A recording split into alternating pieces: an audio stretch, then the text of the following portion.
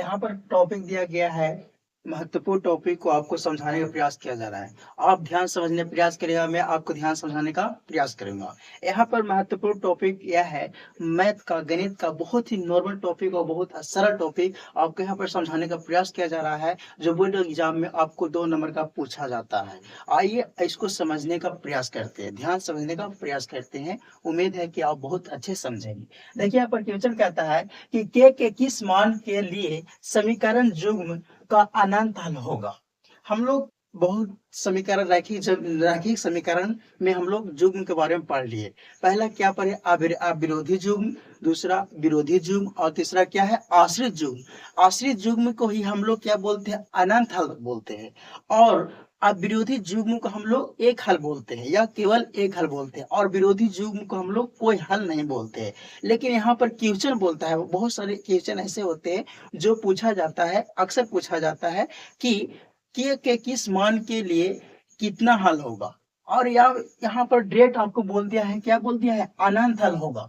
तो अनंत हल होगा तो क्या हमको अनंत हल का शर्त लगाना होगा ताकि हमको आंसर आ जाए। अनंत हल होगा, अनंत हल होगा तो हमारे यहाँ पर शर्त लग जाएगा, ताकि आपको शर्त हो तो मालूम ही होगा।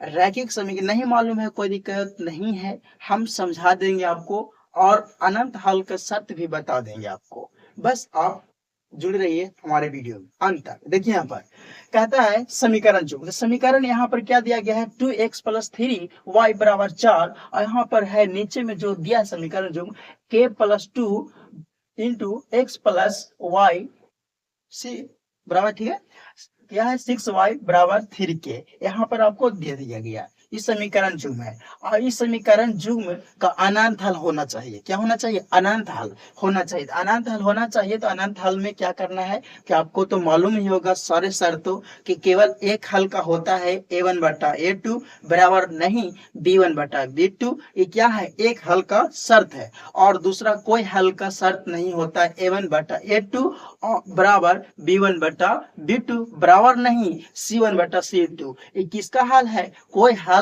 नहीं का शर्त है। और जो बोलता है अनगिनत हल यानी कि अनंत हल, अनगिनत हल को ही हम लोग क्या बोलते हैं, अनंत हल बोलते हैं। तो यहाँ पर क्या बोलता है, अनंत हल होना चाहिए ना, अनंत हल होगा तो अनंत हल का शर्त क्या हो जाता है बाबू, a1/a2 बराबर b1/b2 बराबर c1/c2। मतलब तीनों हमको बराबर होना चाहिए, ये हमारा शर्त बोलता है। अब तीनों बराबर होना चाहिए तो जो इस समीकरण दिया है, इस समीकरण को हम किस माध्यम से करेंगे। तो सबसे पहले हम लोग रैखिक समीकरण में जान लेते हैं कि ऐसा समीकरण दिया रहता है और के मान निकालना रहता है, और अनंत हल बोल रहा है, हल बोल रहा है, तो इसको हम लोग क्या करते हैं, मान लेते हैं ना, है a1 मान लेते हैं। क्या मान लेते हैं, यहाँ पर हम लिखते हैं, हल में लिखेंगे हम लोग, हल में लिखेंगे a1 देखो देखो बाबू, यहाँ पर a1 जैसे मान लो ऊपर में जो समीकरण है उसको a1, मतलब जो ए लाइन है यहाँ पर से आपको 1 लेना है। मतलब a1 बराबर हो गया के x का गुणांक कितना है, यहाँ पर देखो ऊपर में क्या है, x के साथ कौन है, 2 है, तो ये हो गया a1।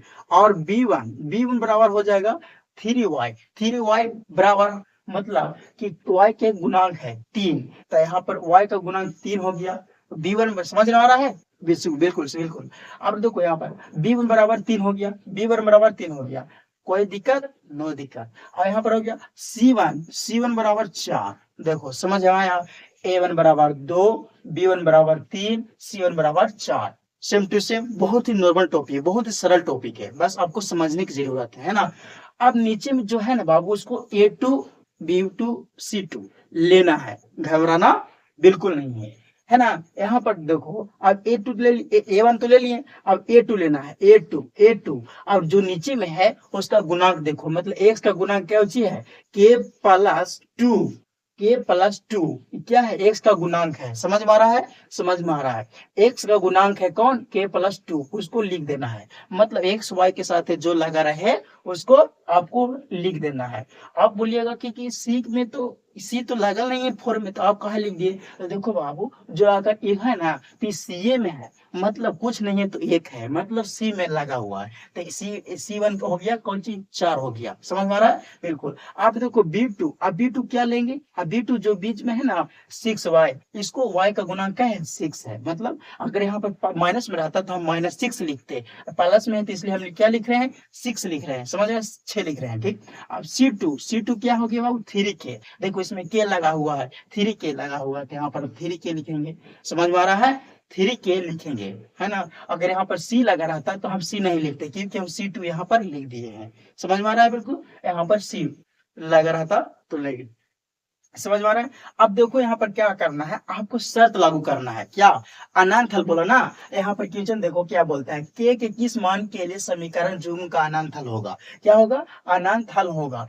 क्वेश्चन पलट कर भी देता है बाबू, क्वेश्चन कैसे पलटता है देखो यहाँ पर, कि अगर आपको हम क्वेश्चन ऐसे बता दिए हैं, देखो यहाँ पर कैसे बोलता है कि के किस मान के लिए समीकरण जुग्म का अनंत हल नहीं, यहाँ पर हटा देगा, आपको क्या होगा? कितने हल होंगे, के किस मान के लिए समीकरण जुग्म का कितने हल होंगे, इस तरह से भी क्वेश्चन देता है। अगर कितने हल बोल दिया तो आपको सारे हलों को हल करना होगा, उसके अनुसार आपको जांचना होगा कि किस से मैच कर रहा है, उसके अनुसार आपको हल बताएगा। अगर ए से मैच कर गया, मतलब केवल एक हल से मैच कर गया तो केवल एक हल होगा, अगर कोई हल से मैच किया तो क्या, कोई हल से नहीं मैच किया तो क्या हो जाएगा? वो क्या होगा?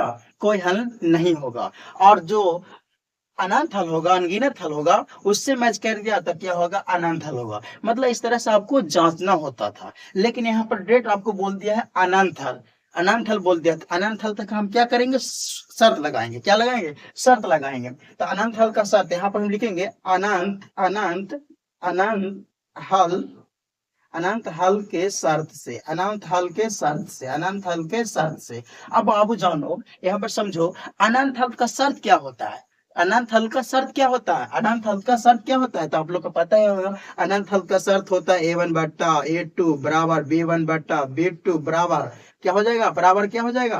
बराबर C1 बट्टा C2। ये क्या है? अनंत हल का शर्त है, याद रखना बाबू। अनंत हल का शर्त क्या हो जाएगा? A1 बट्टा A2 बराबर B1 बट्टा B2 बराबर C1 बट्टा C2। ये क्या हो गया? अनंत हल का शर्त है, याद रखना। इस शर्त पर हम लोग क्या करेंगे? जो मान बैठाएंगे ना, उसके अनुसार हमको आंसर लाना है, के का मान ज्ञात करना है ना, के का मान ज्ञात करना है। तो देखो यहाँ पर, देखो सुंदर सुंदर अपने नेत्रों से यहाँ पर देखिए और समझने का प्रयास कीजिए। देखिए A1 देखो, यहाँ कौन सी खोज रहा है? A1 खोज रहा है। A1 का मान कितना है? 2 है, यहाँ पर 2 लिखेंगे, समझ में आ रहा है?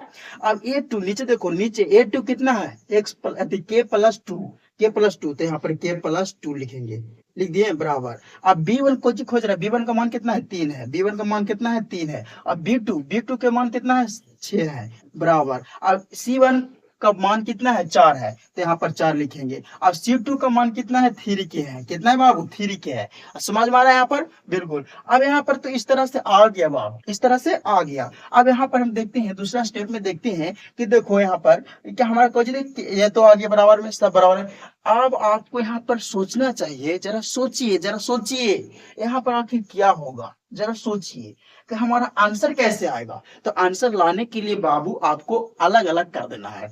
आप कोई किसी माध्यम से, जैसे सब बराबर है ना, इसके शर्तें बोलता है ना, हल का शर्त ही बोलता है कि बराबर होना चाहिए। तो देखिए यहाँ पर सब बराबर आ गया, तो इस तरह इस माध्यम से हमको आंसर आएगा? नहीं आएगा। तो क्या कीजिए, एगो का कोई है, कोई जो एगो इधर वाला हो, इधर वाला, आपको क्या करना है? एगो को हटा देना है, फाइल हटा दीजिए। मान लीजिए हम इसको क्या करते हैं? हटा देते हैं, इसको हमको नहीं लेना है। तो हमको ये दोस्तों क्या करना है? आपस में गुना करना है, मतलब आपस में इसको हल करना है, इसको, है ना। आप किसी को भी ले सकते हैं, या ये ले सकते हैं, ये दो गो, आप ये दो गो क्षेत्रों को उठाकर हल करिएगा तो वही आंसर आएगा। अगर आप ये दो क्षेत्रों को उठाकर हल करिएगा तो वही आंसर आएगा, या ये दो को उठाकर आप हल करिएगा तो वही आंसर आएगा। इससे एगो को क्या करना है? आपको हटा देना है। सबसे अच्छा बात क्या है? इसको एगो को इधर साइड के हटा देना है, भाई साइड रहो, हम लोग को हल होने दो, वही आंसर आएगा जो तू लाएगा, है ना, समझ में आ रहा है? बिल्कुल। अब यहाँ पर जो लिखा हुआ है उसको यहाँ पर हम लिखते हैं, क्या है? 2/K+2 बराबर 3/6, ये आपको यहाँ पर लिख देना है। 2/k+2 बराबर 3/6। देखो यहाँ पर लिखा है। अब इसी को मतलब ये को हम क्या करें, ए भाई तू साइड हो जाओ। यहाँ पर क्या बोला, ए भाई तू साइड हो जाओ। यहाँ पर क्या बोला कि ए भाई तू साइड हो जाओ, जो तू लाएगा वो हम भी लाएंगे। समझ में आ रहा है? बिल्कुल। इसको क्या किया जाए, हटा दिया जाए। मान लिया कि इसको हटा दिए। अब हटा दिए तो अभी जो बचा इसको हम उठाकर यहाँ रख दिए। अब इसको क्या करना है, हल करना है। क्या करना है, हल करना है। अब हल करो, तिरछा तिरछी क्या हो जाएगा बाबू, गुना हो जाएगा। तिरछा तिरछी क्या हो जाएगा, गुना हो जाएगा। अब गुना कर दो, तिरछा तिरछी क्या हो जाएगा, गुना हो जाएगा। 3 × k+2 बराबर हो जाएगा 2 × 6। 2 × 6 हो गया। अब गुना कर दो, 3 k 3 दूना 6, गुना हो रहा ना, गुना हो गया। अब 6 दूना 12 हो गया। अब 3 k 6 बराबर 12। अब देखो 3 k बराबर 12 - 6, मतलब 6 प्लस में ना उधर जाके बराबर के जैसे उधर जाता है साइन चेंज हो जाता है, पता ही है आपको। अब जिस 6 घट गया, 12 में से 6 चल गया तो क्या बचेगा, 6 बचेगा। अब के बराबर 6/3, मतलब एक गुना में था इधर आके भागा में हो गया, तो के बराबर क्या आ गया, 2 आ गया।